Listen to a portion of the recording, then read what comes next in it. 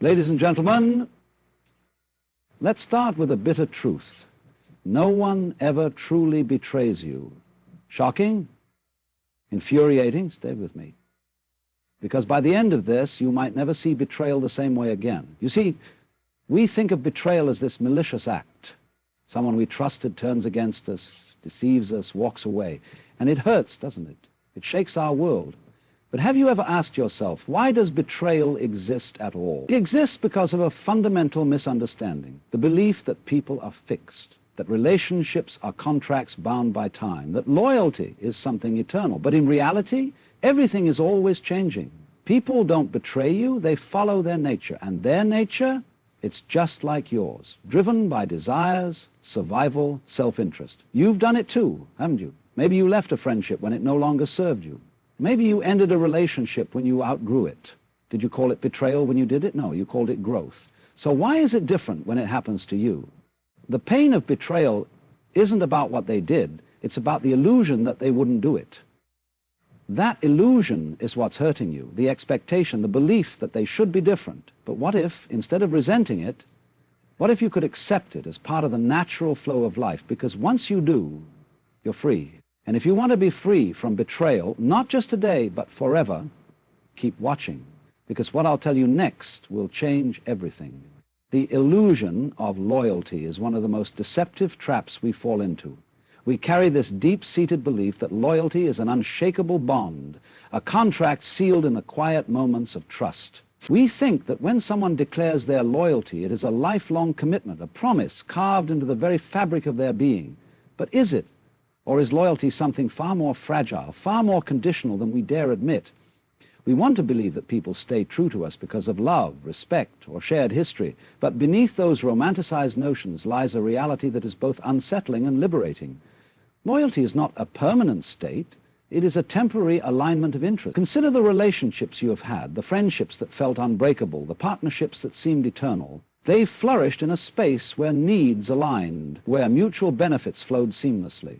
But when that balance shifted, when one person's desires evolved, when circumstances changed, when new opportunities arose, suddenly what once felt like unwavering devotion became distant, unfamiliar, or even hostile. The truth is, people are not loyal to you. They are loyal to what you represent in their lives at any given moment. If your presence fulfills a need, if your connection aligns with their journey, the bond remains. The moment it no longer does, the illusion of loyalty shatters. And yet, when it happens, we feel betrayed, as if some sacred vow was broken. But was there ever a vow in the first place? Did the people we trusted ever sign a contract promising eternal allegiance? Or did we, in our longing for security, assume they would remain the same forever? The pain of betrayal is not rooted in the act itself, but in the expectation that betrayal would never come. We build castles of certainty in a world that thrives on impermanence. And when the walls crumble, we rage against the tide rather than acknowledging that the ocean was never still to begin with.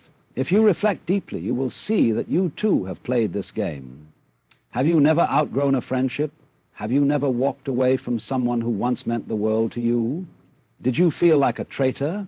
Or did you justify it as necessary change? The hypocrisy of betrayal is that we lament it when we are on the receiving end, but rationalize it when we are the ones moving forward. This is not to say that deception and dishonesty do not exist, but rather that loyalty in its purest form is simply a matter of temporary alignment. The sooner we accept that, the sooner we free ourselves from the suffering of misplaced expectations.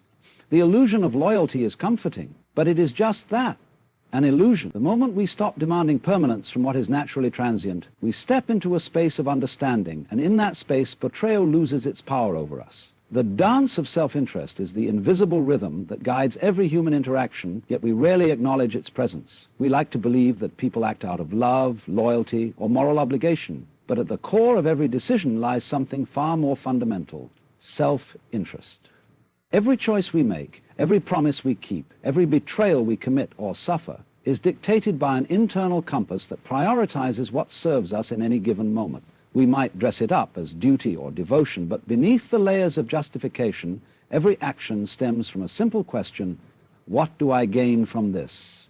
This does not mean that people are selfish in the way we often define it, as cruel or unkind. It simply means that all human behavior is rooted in need, whether it be for survival, pleasure, validation, or even the illusion of being a good person. A friend stays by your side not because they owe you, but because your presence brings them something: comfort, companionship, or a sense of identity. A partner remains faithful not purely out of love, but because the relationship fulfills an emotional, physical, or even social need. The moment those needs shift, the dance changes. Someone who once stood unwaveringly beside you may step away, not out of malice, but because their internal calculation has changed. And yet, when this happens, we feel betrayed. We believe we were abandoned, deceived, wronged. But was it really a betrayal? Or was it simply the natural movement of a dance that was never meant to last forever?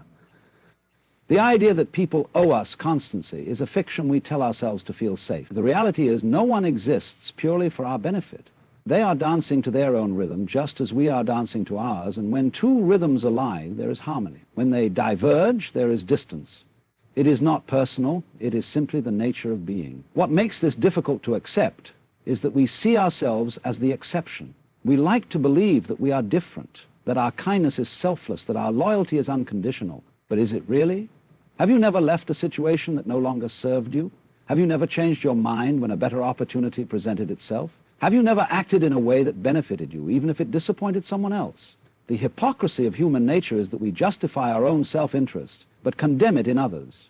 We call it betrayal when we are the victims, and necessity when we are the ones making the choice. To understand this is not to become cynical, but to see reality as it is. People do not betray us, they simply act according to their own nature as we do. The suffering comes from expecting otherwise. Once we recognize that the dance of self-interest is the only true law of human relationships, we stop resisting the inevitable, and in that acceptance we find peace. Expectation is the root of suffering, and nowhere is this more evident than in the way we experience betrayal. We are not betrayed by the actions of others, we are betrayed by our own assumptions about them. We build expectations like fragile glass towers, believing that people will behave according to the roles we have assigned them in our minds. We tell ourselves that a friend will always be loyal, that a lover will always be faithful, that a trusted confidant will never reveal our secrets. But where do these promises exist? Were they ever truly made, or did we construct them from our own desires, clinging to them as if they were laws of the universe?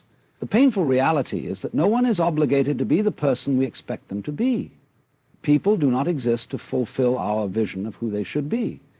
They exist as independent beings, following their own paths, shaped by their own experiences, desires, and fears. What we perceive as betrayal is often just the moment when someone stops fitting into the image we had of them. It is not that they changed. Perhaps they were always this way. Perhaps it was only our illusion of them that is now shattering. This is why betrayal feels so deeply personal, when in truth it rarely is. We take it as an attack, as proof that we were wronged, as evidence that people are untrustworthy. But was the person truly at fault for following their own nature? Or were we at fault for believing they would never do so? We mourn not just the loss of the person, but the loss of our illusion of them. We rage against reality because it did not conform to the story we had written in our minds. Think back to a time when you felt betrayed.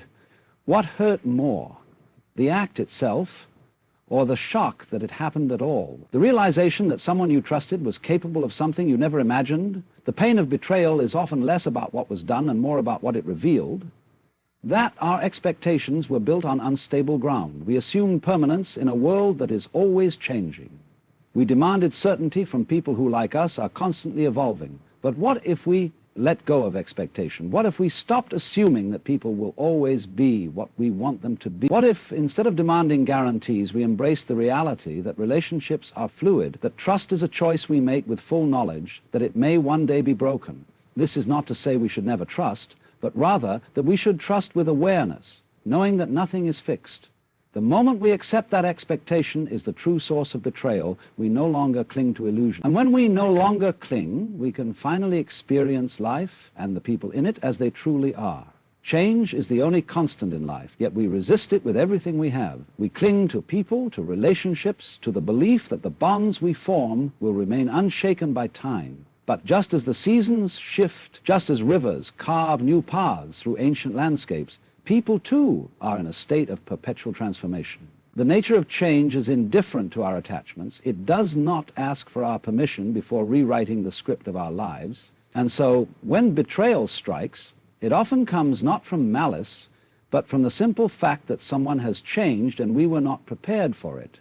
We mourn the loss of who they used to be, forgetting that we, too, are no longer the same person we once were. Think of the friendships you have lost, the relationships that have faded, the promises that were once made in absolute certainty, but are now just distant echoes. At the time, those connections felt unbreakable, but time, experience, and personal growth have a way of reshaping our priorities, shifting our desires, and leading us down paths we never anticipated.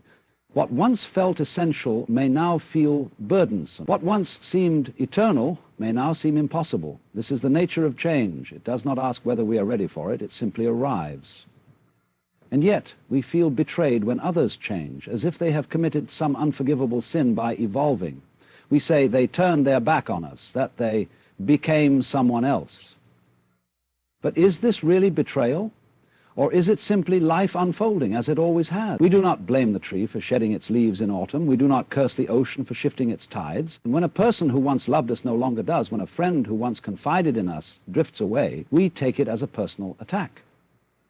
We do not see it for what it truly is, the inevitable movement of life.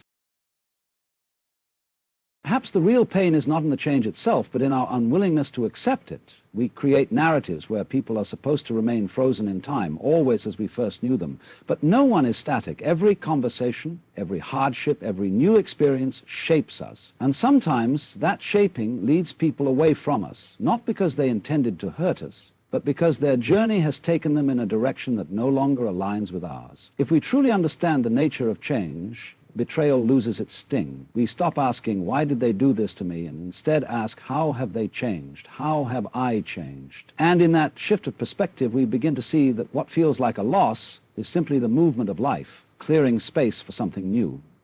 We like to see ourselves as victims of betrayal, but have you ever asked yourself, have I ever betrayed someone? It's easy to cast blame outward, to believe that we are the ones who have been wronged, that others have failed us. But turn the mirror around for a moment. Have you ever broken a promise?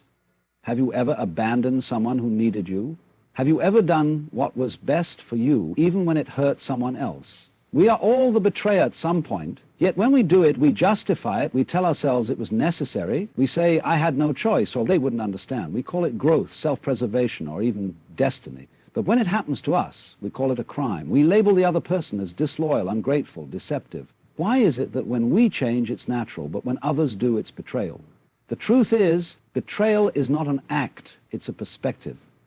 It is simply a story we tell ourselves when someone's choices no longer align with our expectations. When we walk away from something that no longer serves us, we see it as necessary, but when someone else walks away, we see it as abandonment. It is not the action itself that hurts, it is our belief that we would never do the same. But we have. Maybe not in the same way, maybe not to the same extent, but we have disappointed people. We have made choices that hurt others. And when we did not feel like villains. We felt like human beings doing what we had to do. If you can accept this, that you are capable of the very thing you resent, you will start to see betrayal differently. You will see that it is not some great injustice, not a violation of the natural order. It is the natural order. People make decisions that serve them, just as you do. The pain you feel is not because someone wronged you, it is because you thought they wouldn't. Once you realize this, you stop holding on to anger, you stop seeing betrayal as something that happens to you, and start seeing it as something that simply is.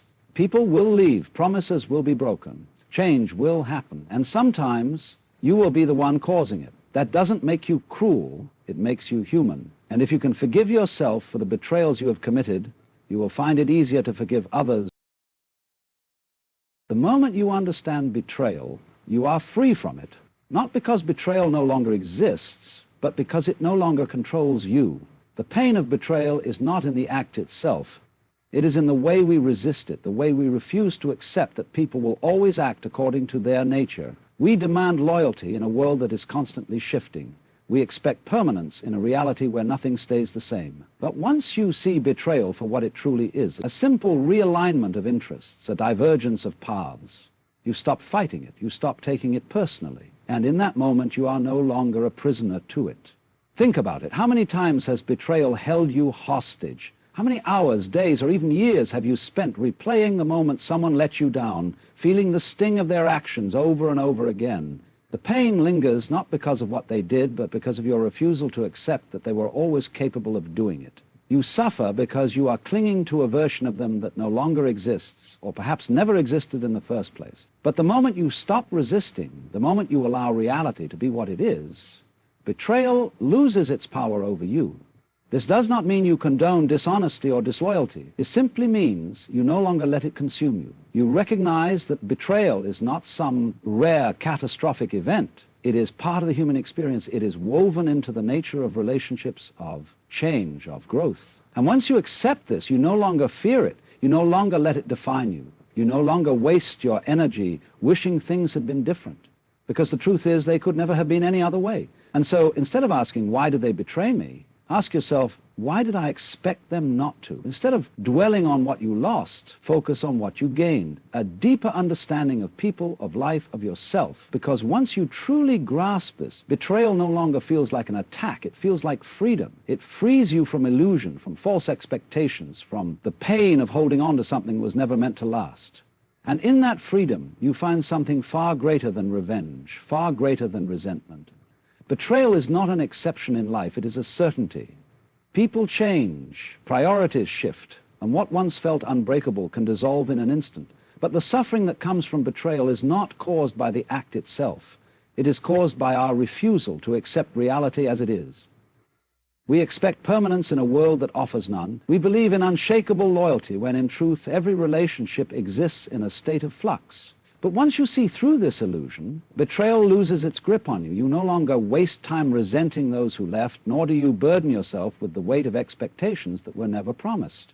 You realize that just as others have betrayed you, you too have in some way disappointed someone else. And when you stop seeing betrayal as a crime and start seeing it as a natural movement of life, something shifts, the pain fades, the anger dissolves, and in its place there is clarity. Because in the end, betrayal is not a tragedy, it is a lesson that reminds you to embrace change, to let go of control, and to accept people for who they are, not who you wish them to be. And when you truly accept this, you are no longer a victim of betrayal. You are simply someone who understands life as it is, and in that you